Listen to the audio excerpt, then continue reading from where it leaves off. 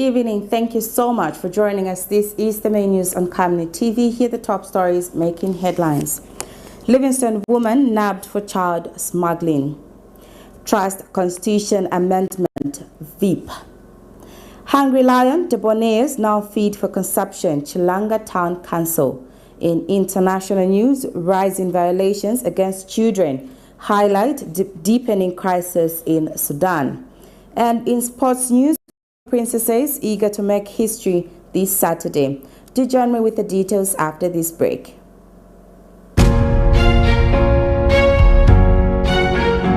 Sunday is a very special day of the week, and it's a great time to find solace in prayer and fresh hope, spiritual growth, worship, fellowship, and encouragement. Would love to have your presence this Sunday, 16th of March 2025. Speakers, Apostle and Reverend Rose Simkonda. Time, 9 hours to 12 hours. Venue, Healing Word Ministries International, Ibex Hill, Kabulonga. For more details, contact or WhatsApp +260 962 965 883 or +260 979 753 010.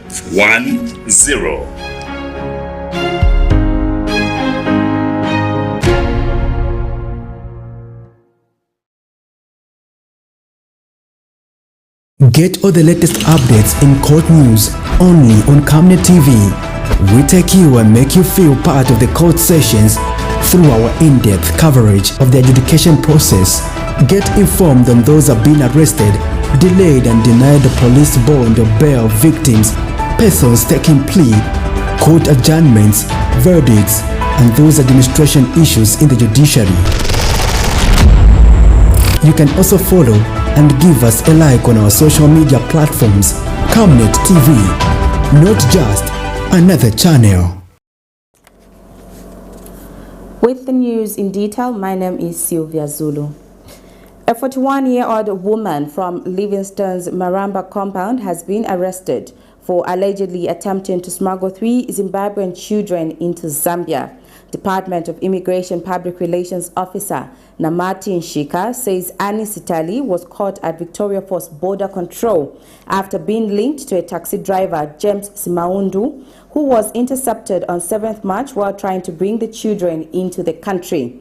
Mr. Nshika adds that 11 Malawian nationals, 9 men and 2 women, were arrested at the Mwami one-stop border post for trying to enter Zambia illegally, and further says the group, aged between 21 and 47, was stopped on 12th March during routine checks and failed to produce valid immigration documents.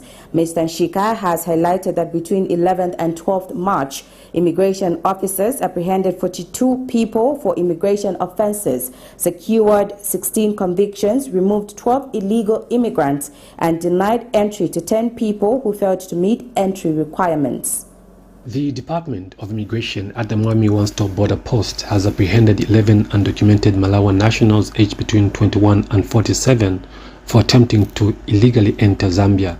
The suspects, consisting of 9 males and 2 females, were intercepted on 12th March 2025 after they failed to produce proof of legal immigration status during routine checks at the checkpoint set up by immigration officers a few kilometers from the border. The individuals were traveling on various Chipata-bound vehicles when they were stopped. The group is currently detained at the Mwami police post pending prosecution. Meanwhile, the Department of Immigration at the Victoria Falls Border Control apprehended 41-year-old Annie Sitali of Livingstone's Maramba compound after she was implicated in the case of the attempted smuggling of 3 Zimbabwean children into Zambia. The incident unfolded on 11th March 2025 after information surfaced indicating that Sitali, working in collaboration with an unknown Zimbabwean woman, had handed over the children to James Simaundu, a 30-year-old taxi driver. On 7th March 2025, Simaundu was intercepted at the border while attempting to smuggle the children into Zambia. Both Sitali and Simaundu are currently in detention as investigations continue into their roles in the smuggling case. Additionally, a couple from Dambwa Central, Humphrey Likando and Maggie Piri, who were previously detained in connection with the case, have been released. They are required to periodically report to the Immigration Office as they continue to assist with ongoing investigations. The 3 children continue being under the care of the Department of Social Welfare. The Mwami and Victoria Falls incidents bring the number of persons apprehended for various immigration-related offences from 11th to 12th March 2025 across the country to 42.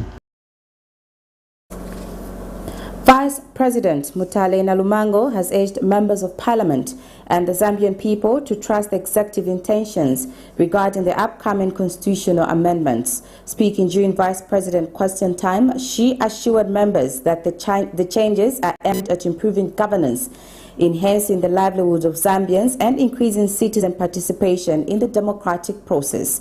She stressed that the government's primary focus is on serving the people and all decisions are made with their best interest in the mind of the people. She emphasized that the government is not seeking to advantage itself or extend its term in office. Instead, it is committed to addressing the concerns and aspirations of the Zambian people as expressed in the past. The fear always is that sometimes people in the past wanted things in the Constitution that favored them. This is not for this government. So who are we? We are the people that participated in the Mvunga Commission. We are the people that participated in the Mwanakatwe Commission. We are the people that participated in the Mungomba Commission, Mr. Speaker. And Zambians, we should not always think expensive is the best. We already have what people have spoken. And those are the only resource or the source of information that indeed should be looked at, not to sneak in things. Mr. Speaker, people even imagining 51%, that is a principle, 50% plus 1, is a principle thing that people cannot change because they just brought it in. What would be the purpose for such? To advantage ourselves? I believe not this government, Minister of Justice. People are bringing in issues of, no, you want to increase the term of office? That is contentious. We have, and some people here agreed earlier that we will look only at non-contentious issues. How can we take 50% plus 1 as non-contentious? 50%, Honorable Kapianga from Umpika, is contentious. You don't touch that as non-contentious. Human rights activist Brebna Changala has called on President Hakainde Hichilema to reset his priorities and address pertinent and national issues, unlike focusing on changing the constitution. Speaking in an interview, Mr. Changala says the urgency in changing the constitution is unfounded when the country is going through various challenges, such as the high cost of living and electricity supply. He says the constitution is a national document that cannot be easily changed without the consultation of the people. He says the president cannot change the constitution without following the right constitution amendment procedure, making it difficult for Zambians to subscribe to a constitution that they have no input in. Over the last few days, the conversation around the amendment of the 2016 Constitution has sparked serious debate around the country, with various stakeholders expressing concern over the need for changes. The United Party for National Development has highlighted the need to change the current document, with the head of state on various occasions emphasizing that it is meant to make it more inclusive and clear. Traditional leaders to support the constitutional amendments that will allow for us to bring more women in parliament, either through direct election or through proportional representation. I take it that as a nation, we agreed that we will amend the Constitution before the 2026 elections so we can deliver more opportunities for women and the societies. However, human rights activist Brebna Changala has since called on government to halt the execution of the constitution amendment and focus on pertinent issues. Hakainde Hichilema wants to produce a UPND constitution and make it a national constitution. They create controversy where there is not supposed to be controversy. At the moment, we have an issue of electricity. We have an issue of a bad economy. We have an issue of high cost of living. We have an issue of youth unemployment. We have an issue of bad leadership. These are contentious issues that must be attended to urgently. Mr. Changala says the constitution is a critical document that cannot be changed overnight. President and his colleagues to wake up one morning and start telling us that they will change the constitution and reveal to us in a very uncoordinated manner that actually there is even a draft constitution. How they came up with a draft, nobody knows. And yet they want to make laws which everybody who is not in tune with the draft constitution must obey when it becomes law. That is unacceptable. Meanwhile, Socialist Party National Youth Secretary Stanley Bowasa says the argument over inclusion is meant to lure unsuspecting individuals as the current document does not discriminate against any groupings. He has since urged all young people to reject the notion and protest against the proposed amendment within the confines of the law. Only to massage his ego because he is interested so much in having himself in power for a lifetime. It must be noted that this is not a constitution of the UPND and this is not a constitution for he himself and his minions. This has to be a constitution of the Republic of Zambia where each one of us have got a stake to play. Therefore, it cannot be that one man can just wake up from slumber and decide to amend the constitution. Cherish Sibote for Camnet News, Lusaka. The Ministry of Home Affairs and Internal Security, through the National Forensic Science and Biometrics Department, NFSBD, has signed an agreement with the National Health Research and Training Institute, NHRTI, to establish a state-of-the-art forensic toxicology laboratory.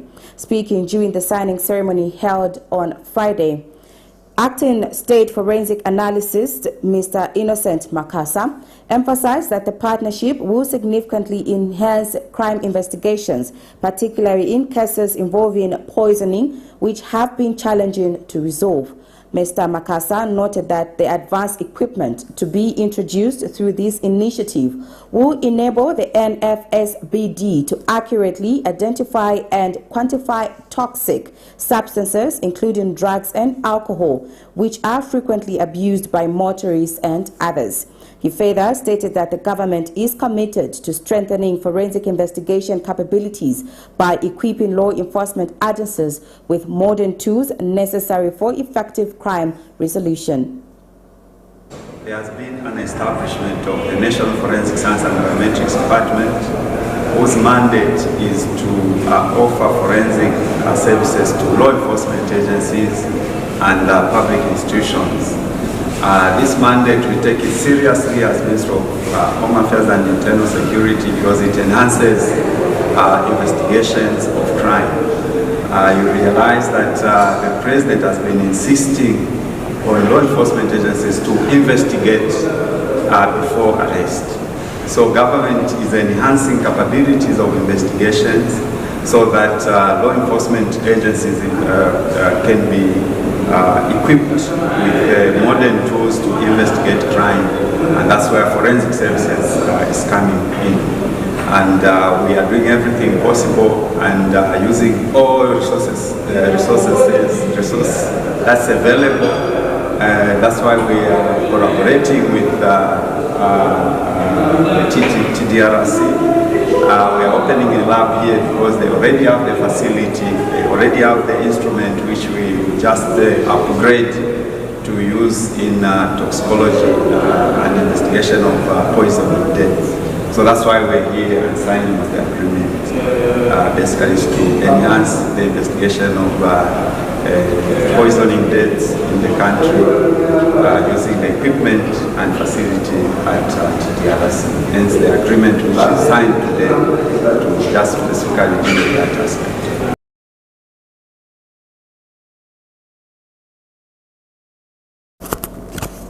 Chilanga Town Council has lifted the closure of Hungry Lion and Debonair's pizza outlets in Chilanga following the successful installation of a water treatment system for their borehole water source. Council Secretary Grayson Sakala confirmed that tests conducted by the Council's public health officers have verified that the water is now free from contamination. He says Hungry Lion has been penalized 120,000 kwacha after laboratory tests conducted by the University Teaching Hospital, UTH Food and Drugs Laboratory, detected the presence of Staphylococcus aureus. Mr. Sakala, however, says Debonair's Pizza has not been charged as the outlet voluntarily suspended its operations immediately after the closure of Hungry Lion on Monday, March 10, 2025. Both establishments have now been granted clearance to resume operations.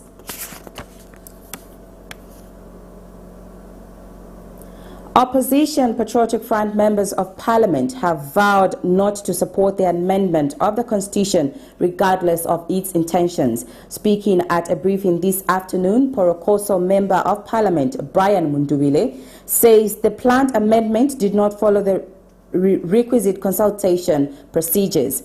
Mr. Mundubile says talking to youth in Mansa and Mongu does not count as consultation. Meanwhile, Lunta Member of Parliament Mutotwa Kafwaya argues that the promise of women and youth inclusion is neither here or there when the UPND have continuously prosecuted women and youth members of Parliament. Are not made at political rallies.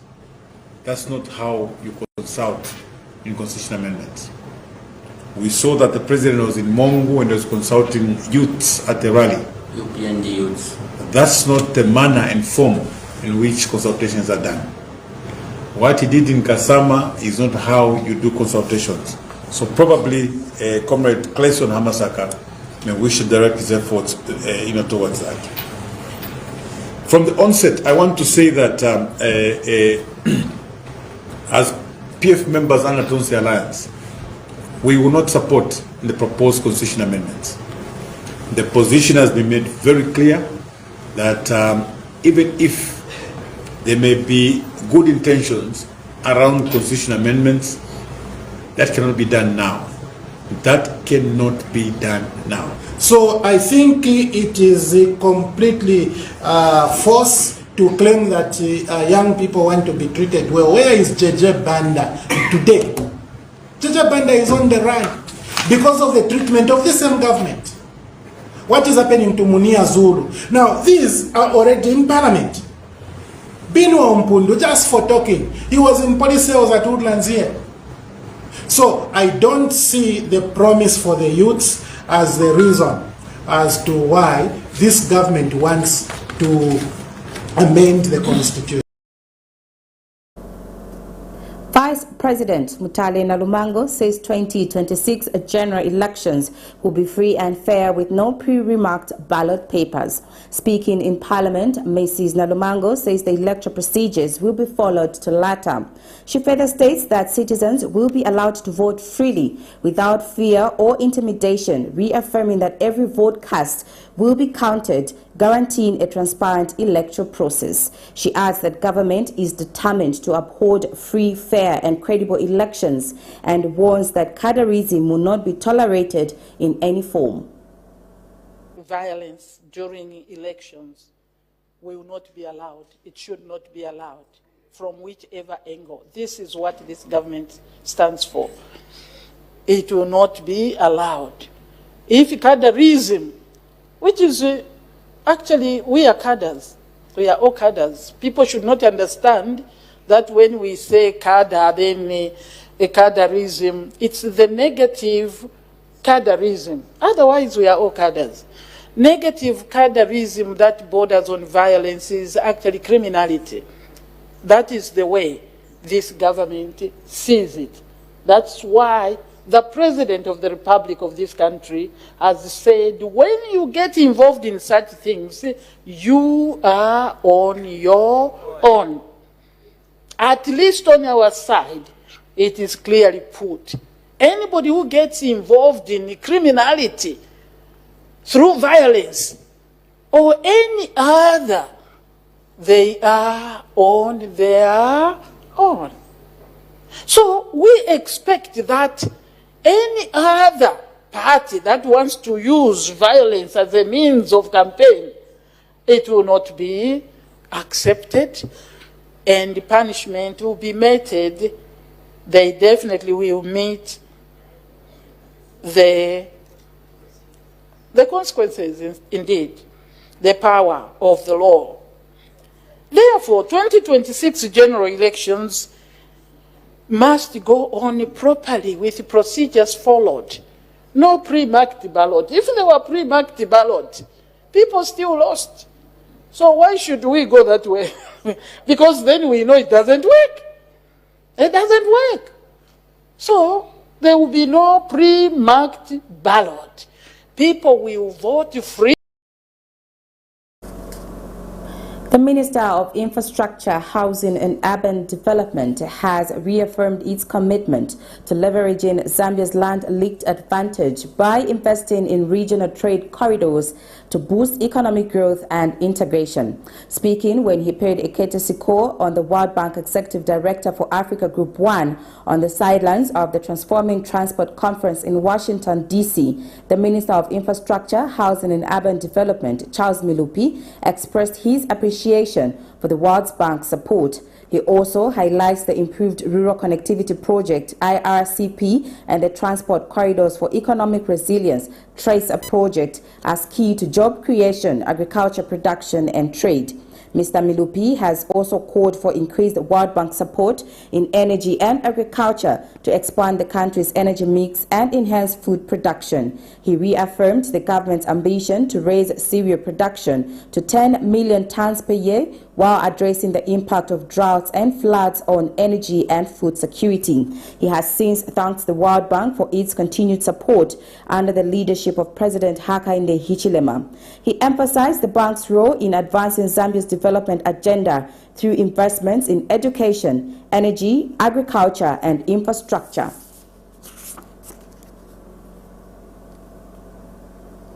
The Ministry of Health says it is taking concrete steps to support persons with albinism in line with the National Health Policy. Speaking at Cheshire Home Society of Zambia this morning, Permanent Secretary for Technical Services, Dr. Kennedy Lishimpi, says the policy is focused on enhancing support for people with albinism in Zambia. He adds that the Out of the Shadows for Good project is a key part of the journey to eliminating violence, stigma, and exclusion of persons with albinism often face. Dr. Lishimpi further stated that the National Health Policy emphasizes the right to health for all, and the government is taking concrete steps to support persons with albinism in line with this policy. Has long been committed to the inclusion of all its citizens, regardless of their race, gender, or physical condition. This includes persons with albinism who have faced for far too long discrimination, violence, and neglect. The Out of the Shadows for Good project, funded by the Dutch Postcode Lottery, is a key part of our journey towards eliminating the violence, stigma, and exclusion that persons with albinism often face. The government of the Republic of Zambia, through the leadership of His Excellency, the President of the Republic of Zambia, Mr. Hakainde Hichilema, is fully committed to ensuring that persons with albinism have access to health services, protection from violence, and are able to live dignified lives. The national health policy emphasizes the right to health for all, and we are taking concrete steps to support persons with albinism in line with this policy. The Ministry of Health has made significant strides in improving healthcare access for persons with albinism. We have prioritized the provision of sun protection creams, medical consultations, including food dermatological assessments, and treatment of conditions commonly associated with albinism, such as skin cancer, vision problems, and mental health issues. The Ministry of Community Development and Social Services has defended the NGO Bill 2025, stating that it is the product of extensive and transparent consultations with stakeholders over years. Ministry of Community Development and Social Services Principal Public Relations Glenda Nachinga says the consultative process was facilitated by the Technical Working Group TWG, chaired and deputized by NGOs themselves. She says the group included representation from various umbrella bodies, individual NGOs, and the Council of NGOs, ensuring that the sector was sufficiently represented throughout the process. The ministry maintains that the final draft, which was approved by Cabinet for introduction in Parliament, reflects a broad consensus and the aspirations of the NGO sector in Zambia. The Ministry of Community Development and Social Services has noted that some NGOs have, through the media code on government, to halt the introduction of the NGO Bill 2025 in Parliament following its approval by Cabinet. We would, however, like to state that the contents of the NGO Bill of 2025 are a product of extensive stakeholder consultation and general consensus of the NGOs in Zambia. We say so because the NGOs, through various umbrella bodies, both local and international, as well as individual NGOs and Council of NGOs, were represented on the technical working group that was working on the consultations of the contents of the bill.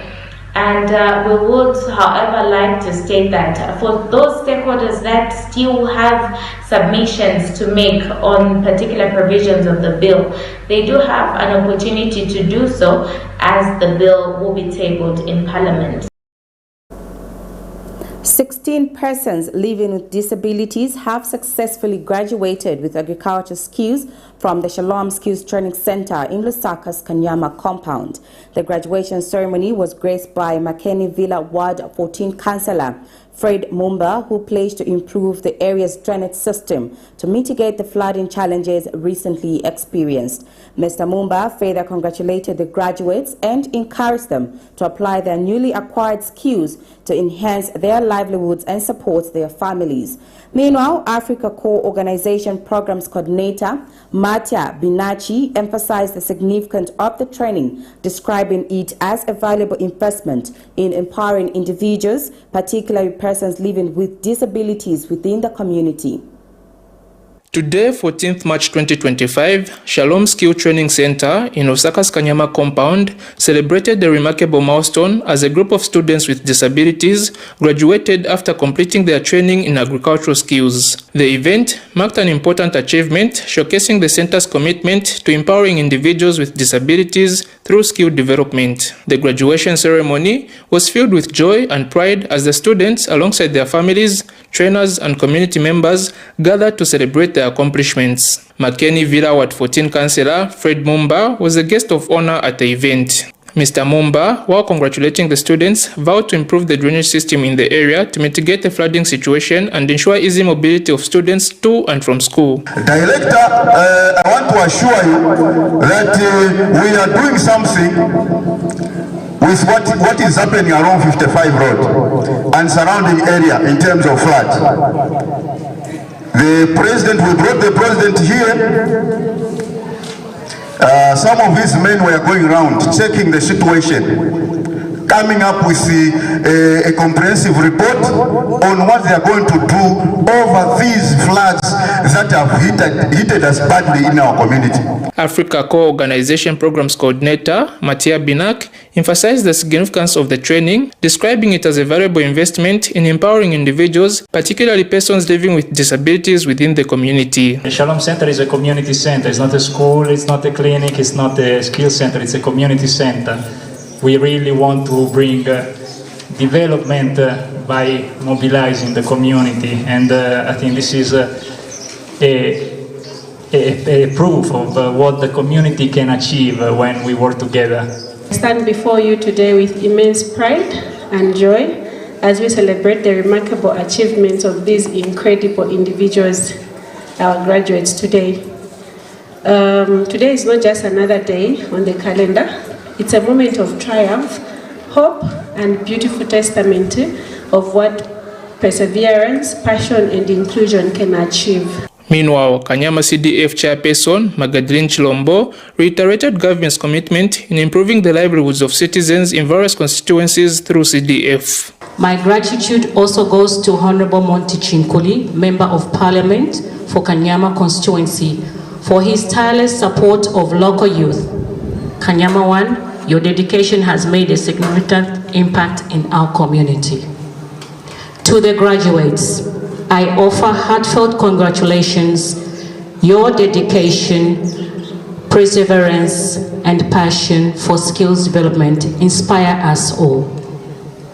This milestone reflects the leadership of His Excellency, the President of the Republic of Zambia, Hakainde Hichilema, who prioritizes education and skills development. And one of the graduates, Joshua Ngilazi, was short of words in expressing his achievement. I'd like to urge you guys to please use the knowledge, the skills that you've acquired to better your lives. Don't just get your certificates and put them under the pillow.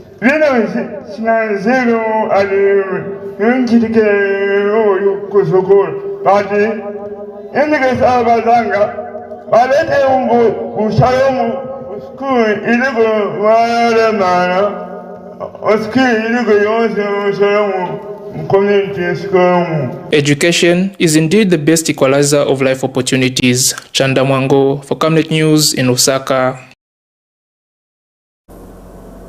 The United Party for National Development, UPND, has expressed disappointment over the conduct of the police during the National Youth Day celebrations in Kitwe on Wednesday, following a viral video showing paramilitary officers allegedly brutalizing the party's youths. UPND Deputy Youth spokesperson Phineas Pumulo described the police actions as unprofessional, stating that their approach instilled fear among the youths rather than maintaining law and order. He noted that if the police believed the UPND youths had committed an offense, the appropriate response would have been to arrest them rather than resorting to violence. Mr. Pumulo also urged the Inspector General of Police, Graffel Musamba, to take an active interest in the Kitwe incident and thoroughly investigate the conduct of the officers involved.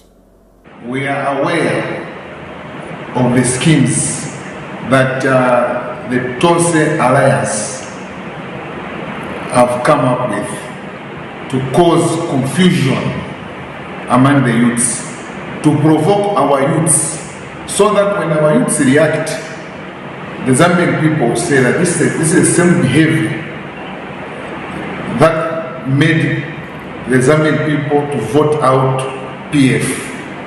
What happened in Kitwe reminded us of what we are going through during the PF Edgar Lungu regime. This is exactly what the IG said, that among the police service we have junk police officers. If you saw the beatings of our youths in Kitwe, it was a clear confirmation that they were not beating the UPND youths, but they were beating the regalia that our youths had weared. This is something that we want to urge the IG to make sure that he scrutinizes his officers.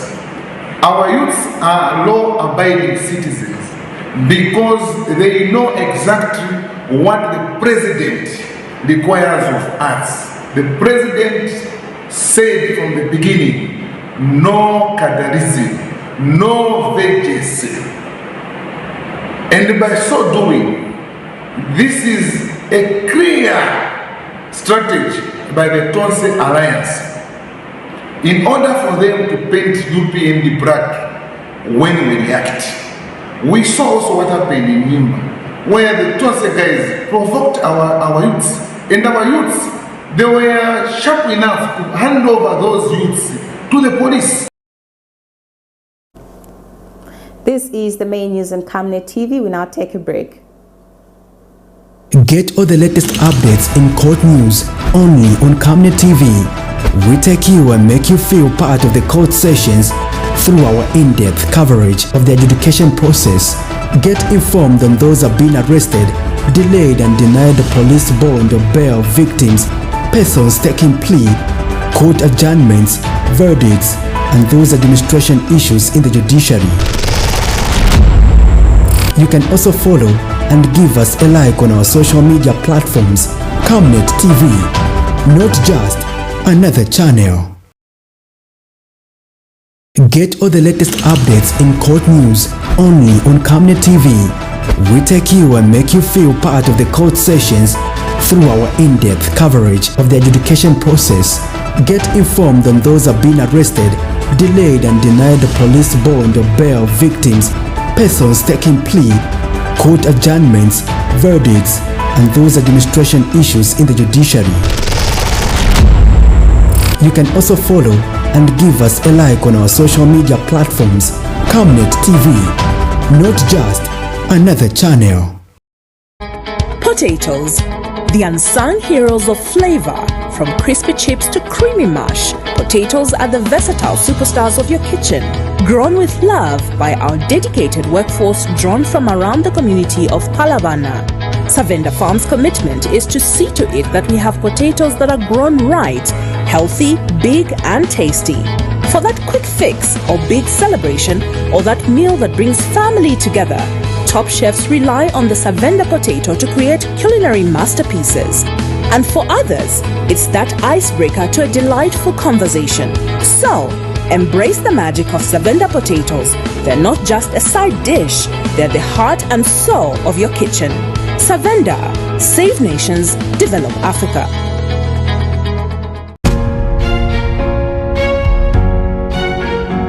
Sunday is a very special day of the week, and it's a great time to find solace in prayer and fresh hope, spiritual growth, worship, fellowship, and encouragement.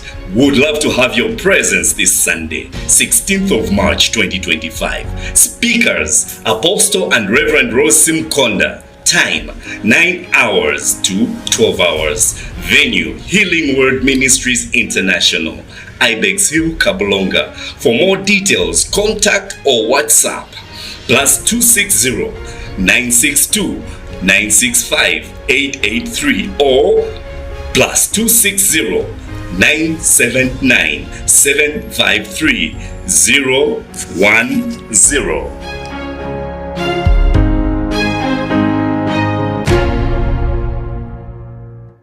Are you looking for a reliable and efficient courier company with international standards? Then let UBZ Courier, your trusted partner in swift and secure deliveries, be your ultimate choice. Whether it's a small package or a hefty consignment, UBZ Courier handles it all, locally and internationally. Our modern call center ensures personalized attention for every client. For seamless deliveries within Zambia and beyond, trust UBZ Courier. Call us now on +260 763 062 680 or visit us at plot number 15 Mwapona Road, Woodlands, Lusaka, Zambia. UBZ Courier, a world-class brand that can be trusted.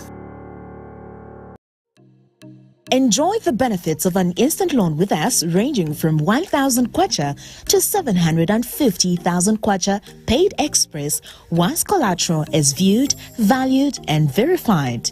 Call call us on 0763 595 359 or 0779 432 993. Classified Financial Express, here as your financial friend.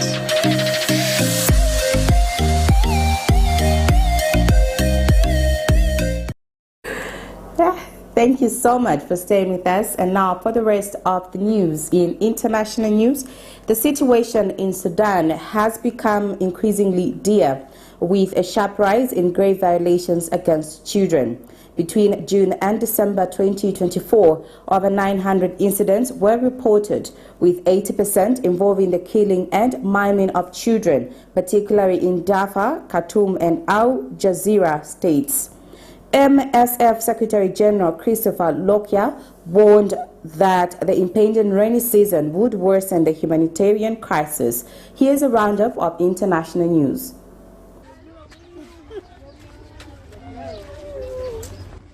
The humanitarian crisis in Sudan continues to worsen, with millions of lives at risk as violence spreads across the country. UNICEF's executive director recently briefed the UN Security Council on the dire situation. In Sudan today, sexual violence is pervasive. It is used to humiliate, dominate, disperse, forcibly relocate, and terrify an entire population.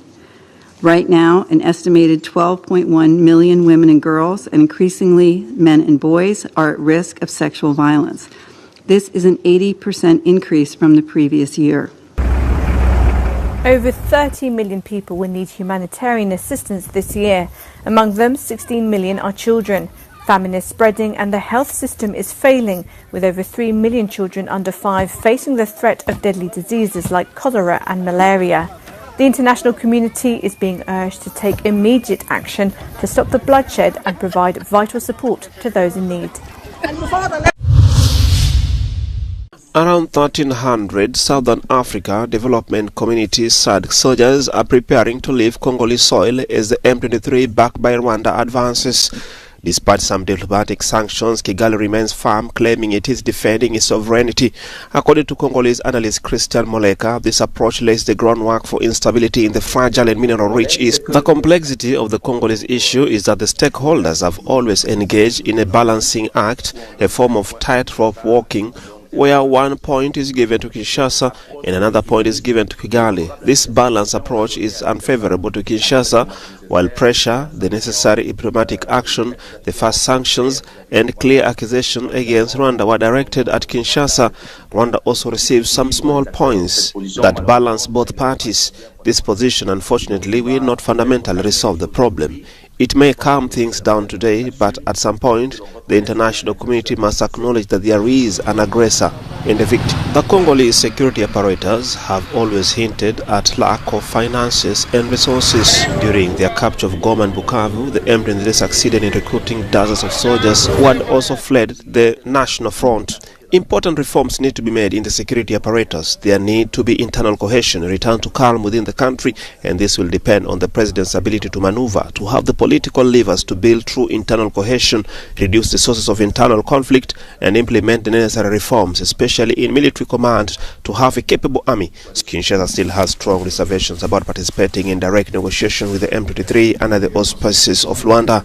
For Christian Maleka, the DRC is forced to accept the dialogue. At worst, the government could try to delay the deadline by claiming the M23 is raising its demands. But Kinshasa has very little room to maneuver in not going to Rwanda. International diplomatic pressure are also on Kinshasa to open up the possibilities for direct negotiations. We saw it in Resolution 2773 at the African Union and at the joint EAC SADC summit, which calls for direct negotiations. There is also an underlying reality. The M23 in South Kivu continues to advance. Yesterday, it was reported that this island of Ijwi had been reclaimed by the M23, and so the fear is that the fighting will spread towards Kindu, Maniema, Shopo, Kisangani, or Katanga. This risk of fighting spreading is also weighing on Kinshasa. Meanwhile, the security and humanitarian situation remains tense in several cities in North Kivu. The M23 is still being seen advancing in several villages in the region. United Nations experts on Thursday accused Israel of the systematic use of sexual, reproductive and other gender-based violence in its war against Hamas in the Gaza Strip. This refers to a wide range of sexual violence, including forced pregnancy, enforced sterilization and forced abortion. Our report finds that Israel has increasingly employed sexual, reproductive and other forms of gender-based violence against Palestinians as part of a broader effort to undermine their right to self-determination. It also concludes that Israel has carried out genocidal acts through the systematic destruction of sexual and reproductive healthcare facilities. Israel has rejected the accusations, describing them as biased and anti-Semitic. It accuses the Commission of Inquiry of relying on second-hand, single, uncorroborated sources and is refusing to cooperate with it. The report also accused Israeli security forces of rape and sexual violence against Palestinian prisoners. Israel denies any systematic abuse of detainees. Hamas says the report by the human rights experts is confirmation of the severity of crimes committed by Israel against Palestinians. The Commission's findings can be used as evidence in the International Criminal Court or other bodies seeking to prosecute Israel for war crimes.